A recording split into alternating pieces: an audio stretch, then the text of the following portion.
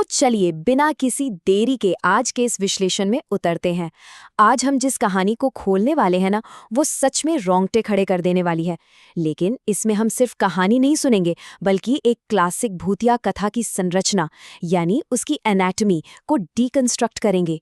हम देखेंगे कि आखिर एक डरावनी कहानी बनती कैसे है, उसमें कौन से सांस्कृतिक पहलू होते हैं और कैसे एक आम सी शाम देखते ही देखते एक भयानक दुष्स्वप्न में बदल जाती है। इस कहानी का केंद्र है एक छोटा सा गांव ओम डनावती। तो आइए इस कहानी के हर एक पड़ाव को बारी बारी समझते हैं और इसके अंदर छिपे खौफ को उजागर करते हैं। मेरा सर मुझे वापस दे दे। सोचिए, घंघोर अंधेरा और आवाज आती है, मेरा सर मुझे वापस दे दे। भाई, ये सिर्फ एक लाइन नहीं है, ये इस पूरी कहानी की जान है। अब जरा सोचिए, आखिर ऐसी क्या वजह होती है कि लोग खतरे की चेतावनियों को बिल्कुल अनदेखा कर देते हैं? क्या चीज उन्हें उस भयानक अंधेरे में आधी रात के वक्त अपनी जान जोखिम में डालने पर मजबूर करती है? इंसान अक्सर सोचता है कि वो ऐसी बेवकूफ़ी कभी नहीं करेगा, राइट? लेकिन मानवीय स्वभाव की यही तो सबसे बड़ी विडंबना है। एक तरफ डर होता है और दूसरी तरफ एक ऐसी अजीब सी उत्सुकता जो लोगों को उस रास्ते पर ले जाती है जहां से वापसी का कोई रास्ता नहीं होता। आइए पहले पड़ाव पर चलते हैं, जिसे हम the setup, hubris and banter कह सकते हैं। कहानी शुरू होती है ओम दनाती में। मार्च का महीना है, ठंडी बारिश हो रही है और 3 दोस्त हरी की चाय की दुकान पर बैठे हल्के फुल्के मजाक कर रहे हैं। ये बिल्कुल वही आम सी शांति है जो आने वाले तूफान की पहली निशानी होती है। आपने ध्यान दिया होगा, हॉरर स्टोरीज का सबसे शक्तिशाली पहलू यही होता है, वो हमारी आम सुरक्षित जिंदगी के बीच से निकलकर आती हैं। अब इन दोस्तों का डायनामिक देखिए, बड़ा कमाल का है। एक तरफ है विनय, बिल्कुल लापरवाह। उसे लगता है कि इस तूफानी ठंडी रात में नाव लेकर मछली पकड़ने जाना एकदम ब्रिलियंट आइडिया है। दूसरी तरफ बेचारा ललित है, जो खुले तौर पर डरा हुआ है और चुपचाप अपने बिस्तर में सुरक्षित रहना चाहता है। और फिर आता है हमारा तीसरा दोस्त सार्थक। ऐसी रात जहां जान पर बन आई हो, सार्थक इस बात को लेकर ज्यादा टेंशन में है कि मछली पकड़ने की इस दावत के लिए स्नैक्स कौन से होंगे।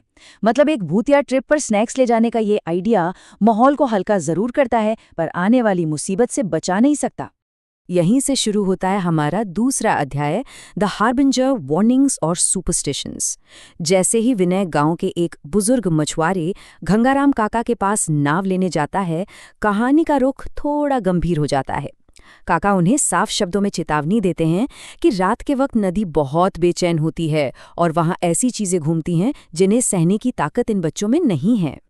ये एक बेहद क्लासिक हॉरर ट्रोप है। एक अनुभवी व्यक्ति खतरे के बारे में आगाह करता है और ओवर कॉन्फिडेंट नायक उसे टोटली इग्नोर कर देते हैं। लेकिन बात सिर्फ चेतावनी पर खत्म नहीं होती। काका उन्हें एक अहम सांस्कृतिक प्रतीक भी देते हैं, काला धागा। हमारी परंपराओं में काला धागा बुरी आत्माओं और खतरे से बचाव का एक हिफाजती कवच माना जाता है। गंगाराम काका उन दोस्तों को ये धागा पहनने को देते हैं। लेकिन यहाँ टर्निंग पॉइंट क्या है? ललित इसे महज एक अंधविश्वास मानकर हल्के में ले लेता है। जब आप बुजुर्गों के ज्ञान और पारंपरिक सुरक्षा का ऐसे मजाक उड़ाते हैं, तो आप सीधे सीधे खतरे को आमंत्रित कर रहे होते हैं। अब इस रात की रफ्तार पर ध्यान दीजिए, चीजें कितनी तेजी से बदली हैं। शाम को चाय की दुकान पर हल्के फुल्के मजाक चल रहे थे।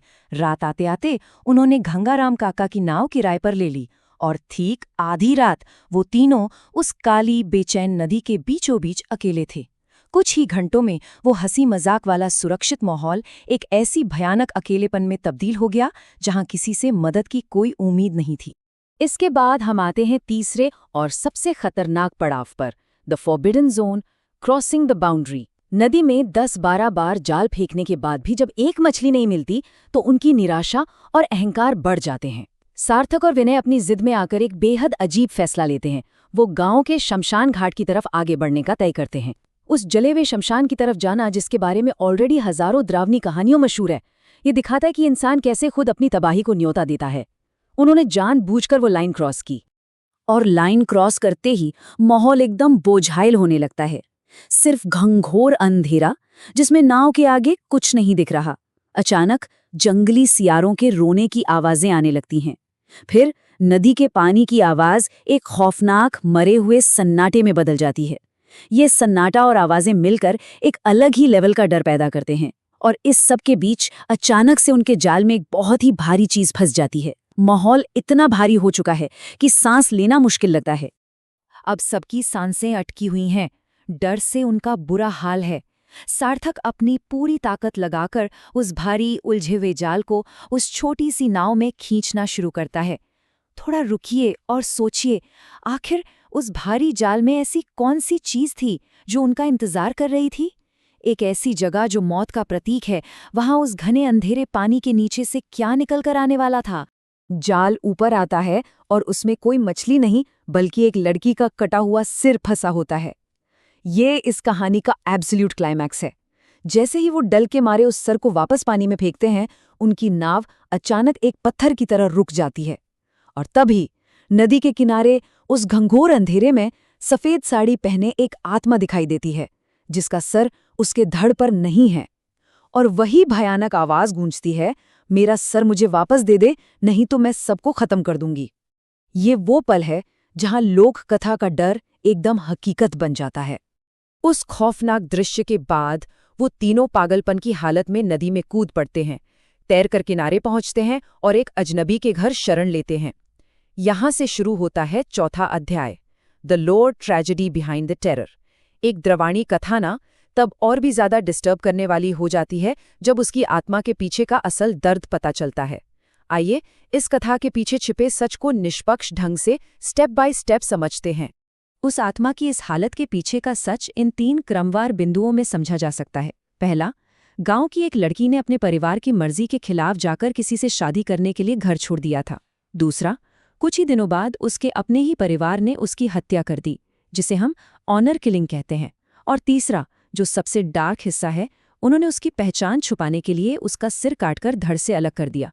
गांव वालों को सिर्फ उसका धड़ मिला था, सिर आज तक किसी को नहीं मिला। ये तथ्य बहुत ही क्लियरली बताते हैं कि उस आत्मा के गुस्से और उस शमशान घाट के आसपास के डर की असली वजह क्या है। आखिर में हम आते हैं दी आफ्टरमैथ, सर्वाइवल एंड रिग्रेट पर। रात उस अजनबी के घर जैसे तैसे कटती है। जब आखिरकार सुबह की किरणें उस गांव पर पड़ती हैं, तब जाकर वो डर थोड़ा कम होता है।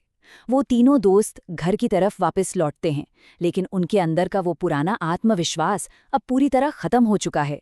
वो कसम खाते हैं कि अब चाहे दुनिया इधर की उधर हो जाए, वो जिंदगी में कभी आधी रात को मछली पकड़ने नहीं जाएंगे। ये पछतावा इस पूरी घटना का अंतिम नतीजा था। लेकिन इस मौत को छूकर आने वाले अनुभव के बाद भी दोस्तों का वो क्लासिक नेचर सामने आ ही जाता है। एक दोस्त कहता है, सार्थक, तेरी जिद की वजह से आज हम मरते मरते बचे हैं। सोचिए, डर के मारे उनकी जान निकली हुई है, लेकिन अपनी गलती छिपाने और सार्थक पर सारा दोष मढ़ने का ये छोटा सा पल इस सीरियस कहानी में एक हल्का सा मजाक जरूर ले आता है। ये क्लियरली दिखाता है कि इंसान चाहे कितने भी डर में क्यों ना हो, वो अपनी आदत नहीं बदलता। तो आखिर में हम इस सवाल पर आकर रुकते हैं, असली डर आखिर है क्या? क्या वो बिना सर वाली आत्मा है जो आधी रात को उस काली नदी में मिलती है, या फिर वो इंसानी क्रूरता, वो अहंकार और वो अत्याचार जिसने एक इंसान को मारकर उस आत्मा को जन्म दिया? ऐसी पारंपरिक भूतिया कहानियों की सबसे दिलचस्प बात यही होती है, उनके पीछे का असल डर अक्सर किसी भूत से नहीं बल्कि खुद इंसानों के किए गए बुरे कर्मों से जुड़ा होता है। इस प्रोवोकेटिव थॉट के साथ हमारी आज की ये चर्चा यहीं समाप्त होती है। उम्मीद है इस विश्लेषण ने इन कथाओं को देखने का आपका नजरिया थोड़ा जरूर बदला होगा। ऐसे ही नए तथ्यों को जानने के लिए जुड़े रहिए।